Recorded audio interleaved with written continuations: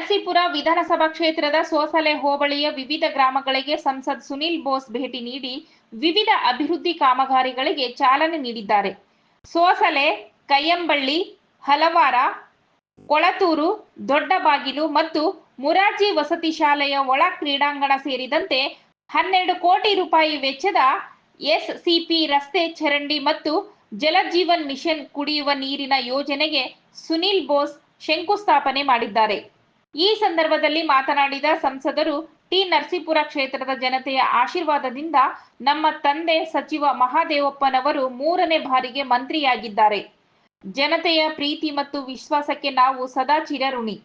ಮುಖ್ಯಮಂತ್ರಿ ಸಿದ್ದರಾಮಯ್ಯನವರ ಪಂಚ ಗ್ಯಾರಂಟಿ ಯೋಜನೆಯ ಜೊತೆಗೆ ಅಭಿವೃದ್ಧಿ ಕಾಮಗಾರಿಗಳಿಗೆ ಅನುದಾನ ನೀಡಲಾಗಿದೆ. ಮುಂದಿನ ದಿನಗಳಲ್ಲಿ ಇನ್ನಷ್ಟು ಅನುದಾನದೊಂದಿಗೆ ಕ್ಷೇತ್ರದ ಸರ್ವತೋಮುಖ ಅಭಿವೃದ್ಧಿಯೇ ನನ್ನ ಗುರಿ ಎಂದು ಸುನಿಲ್ ಬೋಸ್ ತಿಳಿಸಿದ್ದಾರೆ. ಇದೇ ಸಂದರ್ಭದಲ್ಲಿ ಹಲವಾರ ಗ್ರಾಮದಲ್ಲಿ ತಾಲೂಕು ವೀರಶೈವ ಮಹಾಸಭಾ ಕಾರ್ಯದರ್ಶಿ ಹಲವಾರ ಪರಮೇಶ್ ಪಟೇಲ್ ಸಂಸದರನ್ನು ಸನ್ಮಾನಿಸಿ ಅಭಿನಂದಿಸಿದರು.